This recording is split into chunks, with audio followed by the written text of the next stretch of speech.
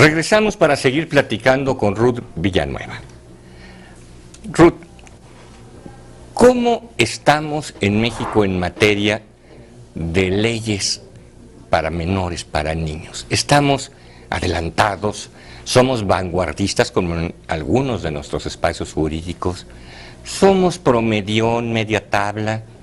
Estamos desconocedora de muchos sistemas en el mundo. ¿Cómo verías a México? Bueno, yo creo que en este momento México ha caminado mucho para tratar de, en materia normativa, a tener un avance, dar resultados, hacer propuestas, hacer análisis. El trabajo ha sido muy intenso por parte de los académicos, tratando de intentar mejorar las leyes. Hace un momento yo mencionaba la Convención sobre los Derechos del Niño. Desde la Convención sobre los Derechos del Niño, México tuvo un papel muy importante en ese sentido, porque México la firmó, la ratificó, ya es ley suprema. De ahí tuvo que venir una cascada de modificaciones y de reformas para que se pudiera implementar todo el contenido de esta convención. Hace un momento se señalaba como, por ejemplo, en el ámbito de lo que se llamaba menores infractores, que ahora se les dice justicia para adolescentes o que menores de edad que infringen la ley penal, en fin. Pero todo esto, ¿cómo se fue reformando? Toda esa legislación desde la convención en 1990, se tuvo una reforma en donde hasta el nombre de la ley cambió. Después hubo reformas subsecuentes. El artículo 18 constitucional al que yo hacía mención, se hace referencia clara a esta reforma. Se habla de los dos sistemas, se señala muy puntualmente cómo debe de ser este sistema de justicia, cómo las medidas que se aplican a los menores de edad, que no son penas, que esto es muy importante rescatar.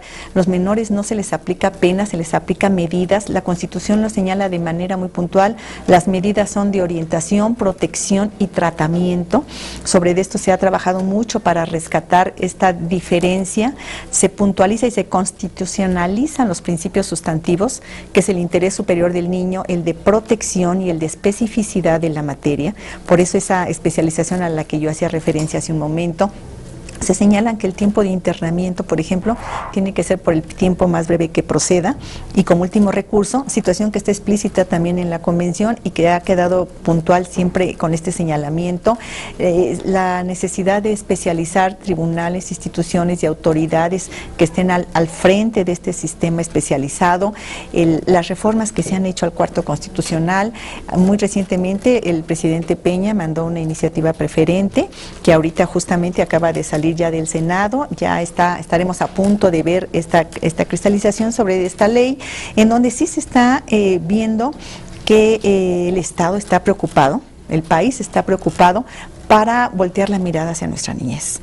De repente hay espacios que quedan muy huecos, sí hay una asignatura pendiente, sobre todo en estos campos en que requiere voltearse a ver a todos estos niños desprotegidos que nos encontramos en las calles, en las coladeras, en las banquetas, y que necesita retomarse con el espíritu que nos están señalando todos estos instrumentos y toda la norma que existe. Está la Convención, pero de la Convención bajan a otros instrumentos que no tienen este carácter vinculatorio, pero que sirven para interpretar el contenido de la Convención. Entonces, por ejemplo, así tenemos unas reglas que son reglas para la administración de justicia de menores, así se llama, de Naciones Unidas, y este instrumento nos está diciendo cómo se tiene que administrar la justicia de menores, por ejemplo, ¿no?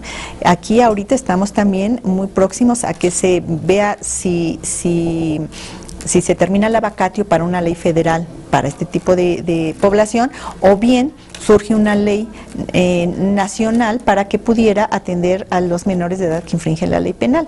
Pero ya es estar conceptualizando con una visión diferente. O sea, los menores tienen que ser vistos en todas sus condiciones y características.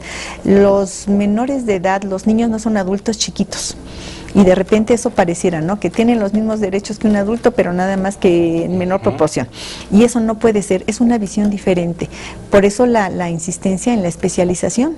Una persona que estudia 2 o 3 años que dura una especialización normalmente sobre el tema de manera muy puntual, con todo lo que esto significa en todos los aspectos, desde su desarrollo armónico del niño, lógicamente podrá el día de mañana implementar unas mejores normas, una mejor legislación, armonizar mejor con todos los criterios de la Corte, de la jurisprudencia internacional, porque también la Corte Interamericana de Derechos Humanos tiene jurisprudencia en este sentido, tiene opiniones consultivas muy interesantes, y comparado con otros países, México ha hecho un gran avance, ha trabajado mucho en este sentido, y creo que es retomar las experiencias que ha tenido en otras ocasiones, desde el campo puntual, desde el que infringe la ley penal, hasta en cualquier campo, ¿no?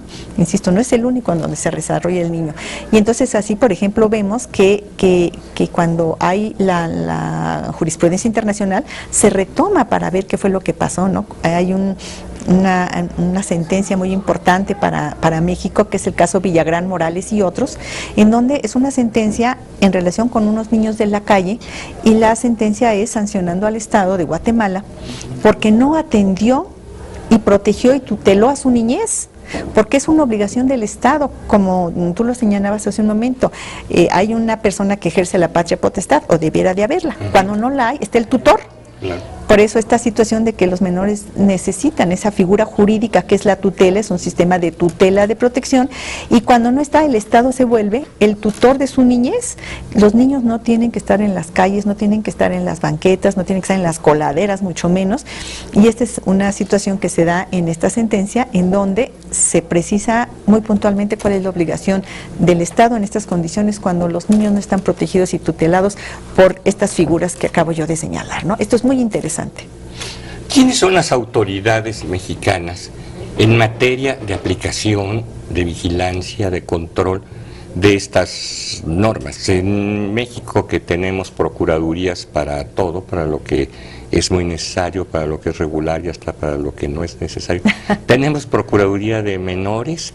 ¿Tenemos algún consejo? ¿Tenemos alguna autoridad encargada del tema?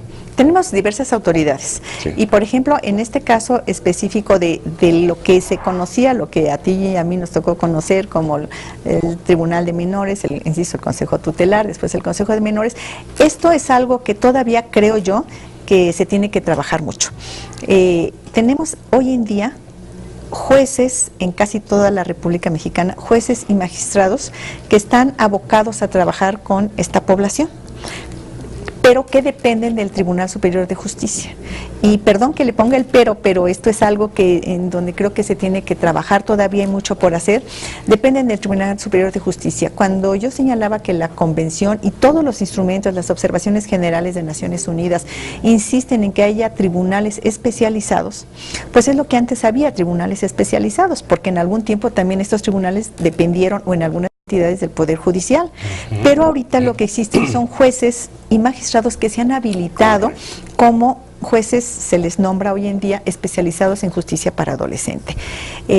Con una formación, me imagino. Es mucho el esfuerzo que se hizo, pero, insisto, es mucho lo que falta por hacer, porque la especialización es algo más que la habilitación laboral. Es esto que da la UNAM, por ejemplo, o cualquier universidad, en donde efectivamente sí se cubre con unos requisitos para obtener una especialidad, como en cualquier rama, ¿no? En la medicina sale una persona como médico, pero para ser pediatra necesita estudiar una especialización. Correcto. Para ser pediatra, no trabajar mucho con niños. Es que yo me gustan los niños y trabajo con los niños, sí, pero no eres pediatra, no eres especialista en pediatría hasta que no estudies y obtengas un documento que te acredite como especialista. Yo creo que esto es algo de lo que le falta a México, lo que tú señalabas ahorita, que efectivamente las personas que estén al frente de todo este terreno sean personas especializadas en la materia. Habrá personas que sean especializadas y no trabajen en el campo, en el área operativamente, pero pueden hacer trabajos de docencia, de investigación, en fin, pero son especialistas. El especialista no es el que está trabajando, sino es el que cumple un perfil. Y además debíamos de tener el que cumple el perfil, los tribunales especializados y todo este arropaje necesario. Esto tiene poco tiempo la reforma, no tampoco, pero tiene poco tiempo, y además estamos todavía en estas situaciones de cambios. Yo te comentaba ahorita lo que se pretende que se implemente, pero todavía creo que hay mucho por hacer, pero lo importante de todo esto es que se está volteando a ver a esta población. La niñez tiene por sí sola un valor. Se habla, tú lo sabes, son el futuro, son los hombres del futuro, pero yo creo que también es importante reconocernos como los niños del presente. Y sí son los niños del presente. La infracción que cometen los menores en algún tema empata con el bullying en las escuelas, o es algo muy lejano, distante e inconexo. La conducta que cometen mayormente los niños, los menores de edad, es el de robo. Entonces, la situación del bullying hoy en día es algo que se tiene que trabajar con temas de prevención, porque puede el día de mañana sí desencadenar en comisión de conductas tipificadas en las leyes penales, que lo hemos visto, que ahorita son excepciones y ojalá y quedaran, ¿verdad? Y una es mucha, porque estamos hablando de niños. Pero lo terrible de esto es que se está aumentando la violencia. Esto es global, mal de muchos consuelo de tontos, dice el dicho, ¿verdad? Pero esto no debemos de dejarlo pasar. Existen también posibilidades de trabajar mucho con prevención. Creo que se está haciendo bastante al respecto, pero creo que se tiene que hacer más, porque estas conductas que de repente se generalizaron se tienen que atender de manera muy puntual. Esto sí es una necesidad para atender. ¿Algo más que quieras agregar, Ruth, sobre este tema tan en mucho desconocido para nosotros, pero en mucho inquietante y hasta preocupante? Pues yo sí quisiera, que ya que tengo yo esta oportunidad, insistir en la necesidad que la gente se tiene que capacitar, especializar, conocer a fondo.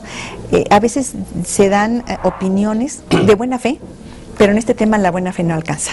Aquí sí estamos hablando con una riqueza fundamental. La convención está cumpliendo 25 años, justamente es importante. Muchas veces es desconocido. Creo que se tiene que conocer el contenido de la convención en su totalidad, y que reconocer que los niños del mundo, y en este caso nuestros niños mexicanos, necesitan atención, cuidado, conocimiento, sensibilidad. Si no hay sensibilidad para atender el tema, es muy difícil que se pueda tener buenos resultados. Todos los niños necesitan esta visión de un trato humanista. El niño, el menor que infringe la ley penal, también. A veces pareciera que se sale de este grupo, se observan a los niños con una lente por un lado y los que infringen la ley penal con otro. Y yo creo que no debemos de hacer esta división tan fuerte y tan tajante. Muchas gracias, Ruth Villanueva, por haber estado con nosotros en esta noche. Nos veremos el próximo domingo para seguir platicando en nombre de la ley. Mientras tanto, si quieren que estemos en comunicación en Twitter, @JE_Romero_Apis, estoy con ustedes. Hasta la próxima.